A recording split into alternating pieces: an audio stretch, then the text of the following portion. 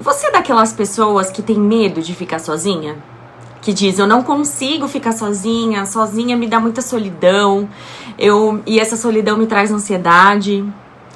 Então, hoje é você mesmo que eu quero conversar, eu quero te propor uma outra leitura disso, uma leitura mais honesta, mais profunda também, que talvez você não tenha medo de ficar sozinha, talvez você tenha medo de se encarar sem nenhuma distração, porque ficar sozinha não é só estar sem alguém, é estar sem fuga, sozinha, sem mensagem, sem validação nenhuma, sem o olhar do outro confirmando quem você é.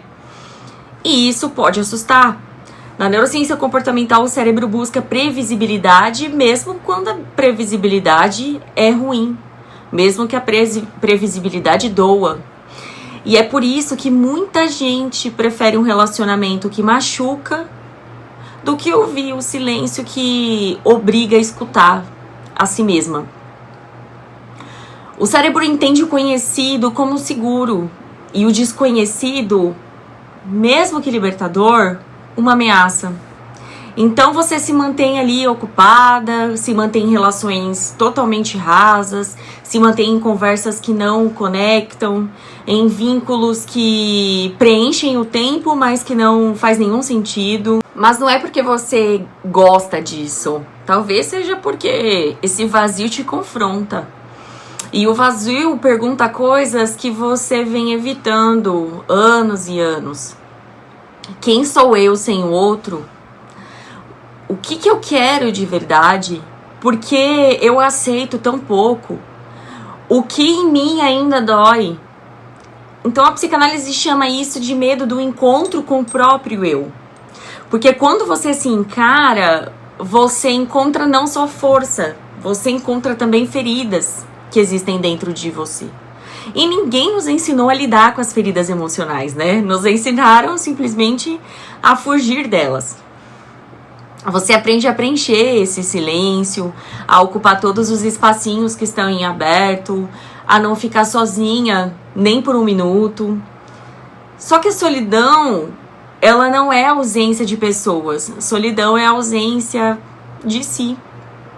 E aqui existe uma diferença fundamental entre estar só e ser solitária. Porque estar só é apenas um estado. Você tá sozinha ali, né? E ser solitária é uma sensação interna de abandono. Tem gente cercada de pessoa que se sente profundamente só. Às vezes a pessoa tá até depressiva e as pessoas não fazem a mínima ideia. E tem gente sozinha que se sente em casa. Porque a diferença, ela não tá fora. Ela tá na relação que você tem consigo mesma. Mesmo quando você não se suporta em silêncio, qualquer pessoa vira uma muleta emocional. E isso é perigoso. Porque você começa a usar o outro para não sentir, para não pensar, para não entrar em contato com partes suas que doem. E aí você chama isso de amor. Mas muitas vezes é só uma anestesia emocional.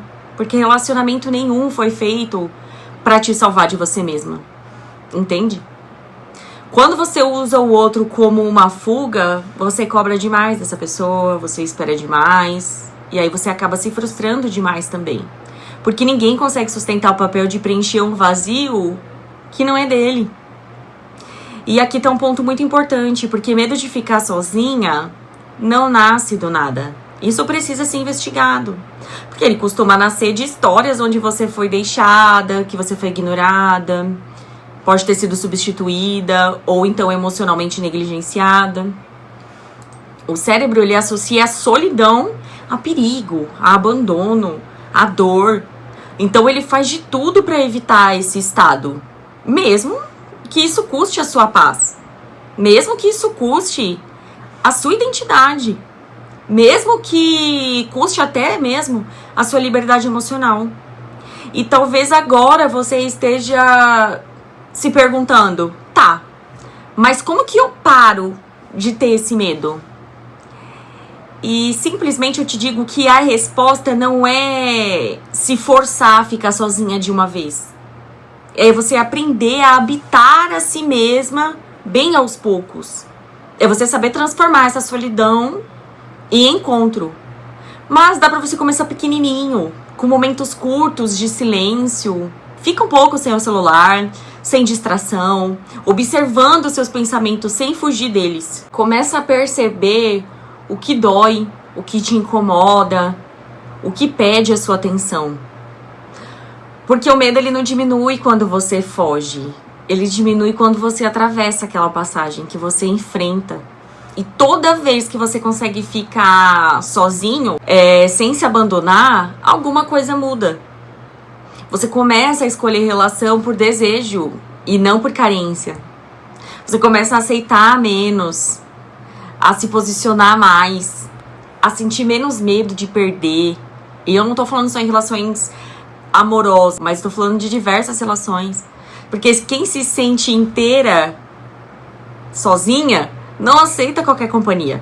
E isso não te torna fria, tá? Te torna livre. Livre pra amar sem se perder, pra se relacionar sem se anular, pra ficar sozinha sem desespero. Porque talvez o trabalho da sua vida não seja encontrar alguém. Você já parou pra pensar nisso? Talvez seja se encontrar. E quando isso acontece, a solidão vai deixar de ser uma ameaça. Ela vira espaço. Espaço de escuta, de verdade, espaço de reconstrução. Então, se esse vídeo fez sentido pra você, fica aqui comigo, se inscreve no canal, deixa seu like. Por aqui a gente fala sobre relações, sobre mente e comportamento, com profundidade, verdade e sem romantizar o abandono.